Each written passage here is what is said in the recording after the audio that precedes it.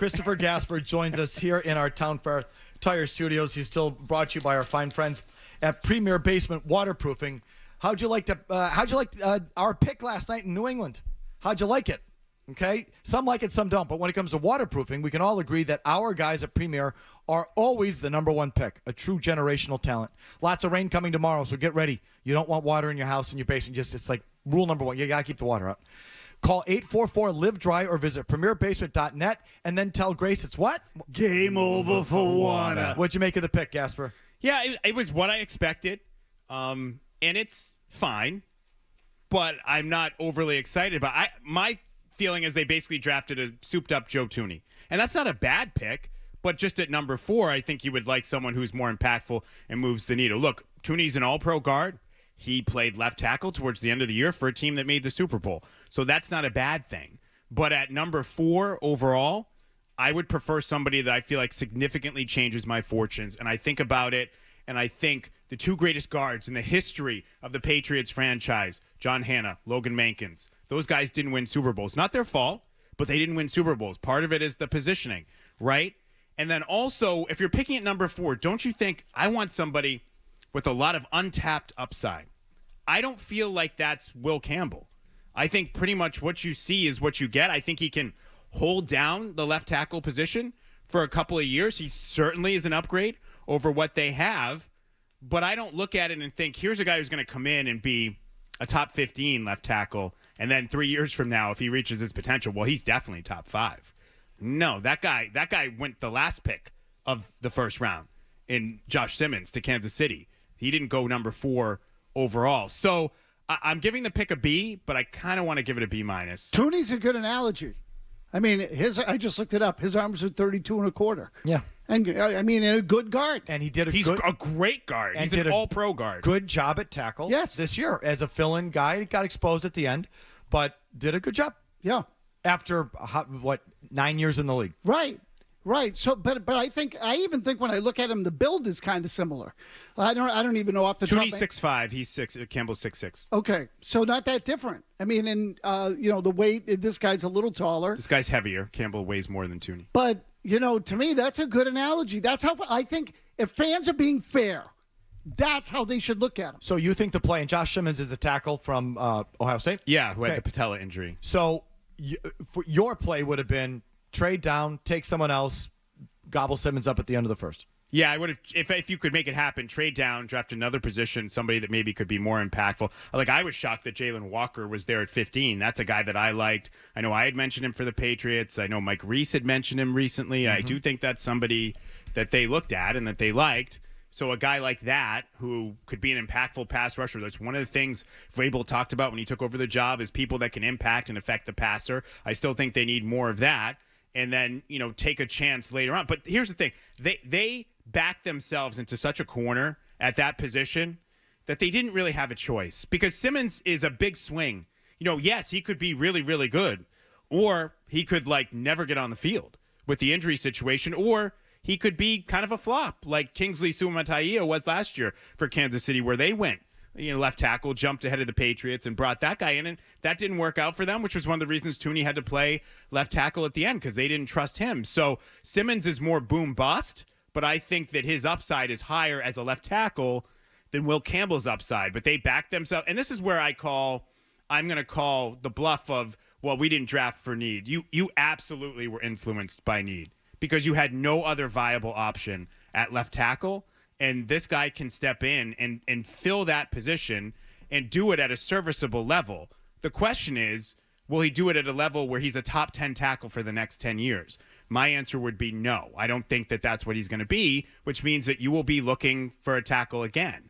It won't be as urgent a need as it was in this draft right now, but it will still be a need, I think, down the line if you want an elite top 10 in the NFL perennial left tackle. How do you feel about tonight? Tonight's more important than last night for them, in my estimation. You get that? Tonight is more important than last night. Why? Because last year they drafted in the top 5, and they got a hit. They got a starter. They got a guy in Drake Maye, and they pretty much whiffed, at least on first glance, on the rest of the draft. And given where their roster is at, the needs that they have at some key positions, I mentioned one. One is obviously edge. I don't know how Barth feels about this. I still feel like off-the-ball linebacker, even though they brought in Spillane and brought back Christian Ellis for the style of defense they want to play. I think they need more athleticism there. And then I think a sneaky need for them.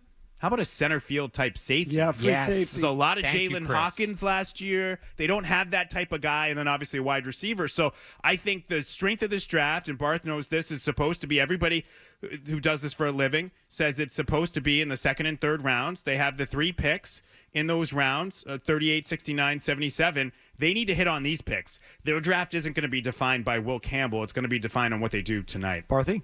I think that's an excellent way of putting it. There's a number of different directions they can go tonight, but you expect to hit on your top draft pick, right? If Will Campbell doesn't work out, it doesn't really matter what they do here, but you took a guy high, you expect him to plug in and be a starter. This is where you get the guys that are going to elevate the program. This is where you get the guys that are going to do more than just be on the margins and help you be better. Think about if Jalen Polk had even been a replacement level player last year, what that would have meant for them. Or if Layden Robinson had been a replacement level player for them, what that would have meant for them. They need these picks. This is where you start to elevate the roster as a whole. Will Campbell could be a good player, and that'll help, certainly. And it's not a bad thing if he's a good player. They don't need one good player. They need a lot of good players. So they need to continue to add them tonight. So, Chris, just to recap, you would go after tonight, all things being equal, receiver, outside linebacker, free safety. An edge. Okay, I say outside linebacker. Okay, yeah. So I'd say off the ball linebacker. Because I still think they need that. And there's some guys like, I think Danny Stutzman of Oklahoma is a guy that would be right up Vrabel's alley. And he ran a really fast 40. So he's a good athlete. He'd be right up their alley. I thought they sort of tipped their hand a little bit. To me, matching that offer and the Raiders gave Ellis was like a little bit of a sign of desperation. Like they just don't have depth at that position. What about where are you at running back for tonight? It sounds like they're going to take one at some point, but taking one top 100. I wouldn't be against it completely. I think they need it more at those other positions. But, I mean, I like guys like, DJ Giddens, RJ Harvey, because it seems like it's more of a pass-catching back that they're going to be looking for. So guys like that I think maybe could still be there in the 4th round. I know Giddens has had some drop issues, but I think it's fixable.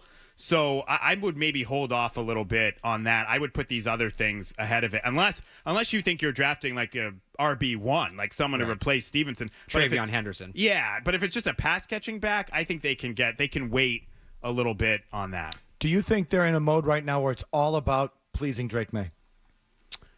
I don't know if it's all about pleasing Drake Maye, but I think that is one of the guiding principles that they're following when it comes to picks that they make is trying to get the most out of Drake Maye. So this is something I'm just starting to be curious about. Yeah. Do you think it goes beyond just football team building?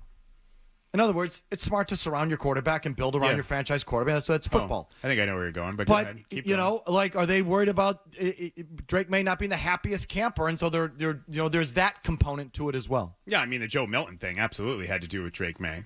That's absolutely with his happiness.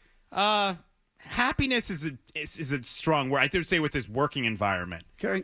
Putting him in the best working environment, one that they feel like they can get the most out of him with, and one, I would say not happiness, comfortability.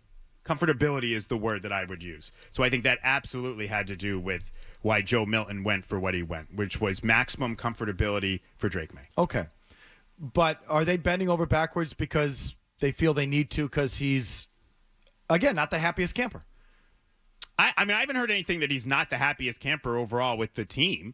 I don't think the dynamic in that quarterback room was exactly what he would have wanted. So they did that for him, but that's kind of a one-off piece. I think so in terms of, completely catering to a guy. Like Will Campbell, they're trying to help him, but also they know they need to field a team with the left left tackles pass block, but they also run block. Like they need to be able to put somebody out there that can allow them to run their offense and gives them a chance.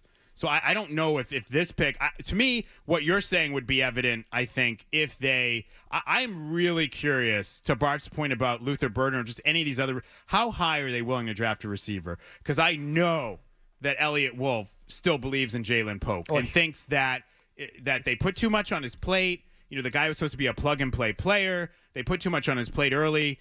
I don't think Elliott Wolf's ready to write that guy off completely. But if you're drafting another receiver in the second round, like high in the second round, that's kind of a tacit admission that you're not really banking on Jalen Polk anymore. Absolutely. So that's the thing I'm kind of just from a observer standpoint, another situation where there's a run on receivers, you're in on the run, and you get to compare your guy to the 3 guys drafted right around you, and how does it all turn out? Because it hadn't turned out very well, Chris, for quite a while when they've been in that situation. You think? I mean, yeah, I think. N'Keal Harry situation, obviously, last year. Tyquan Thornton, the same thing. Tyquan Thornton. Well, 3 guys went. Matt Groh grinded on a lot of film for Tyquan. Bang, bang, bang. And by the way, right off the board. Barth will appreciate this too. So Tyquan Thornton, I'm not comparing the players, but when Tyquan Thornton came out, there was sort of a similar discussion about physique that there was with Campbell. It was like he was very slender with the frame. He was. Right? Like really. Well, that was the whole thing. Like he had the smallest wrist. The smallest combine. wrist. That's how I learned they measured wrists at Yeah, the do you remember combine. The kid's legs, his calves. Yeah. But I've Barth, never the seen wrist thing, Yeah. people were kind of like, oh, this guy's like really kind of, for lack of a better term, frailly built. Are you okay with that, Matt? And that's when you go, oh, I guess you guys have been grinding on a lot of film of Tyquan and Marcus, So the measurables do matter. Sometimes, yeah. I mean, there's always outliers, right? But there's a reason they're called outliers. If it happened all the time, they would not be outliers. Or like on the Saturday show, one of our promos goes, that's an anomaly. Right. I always say that's an anomaly, and I fully admit that. Well, I think the Patriots would have to fully admit that Campbell is an anomaly. They hope. Yeah, of course the measurables matter. Yeah, and I'm not picking on you for it. I'm just saying for the people who don't believe that.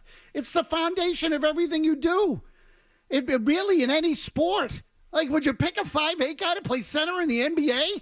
No, he's too small. Who was the That's ultimate? an extreme case. But you don't pick a skinny guy to play, or a guy with short arms to play left Celtics tackle. won their first 10 championships. Those were the centers they were going against. Back then, that was tall. Oh, come on.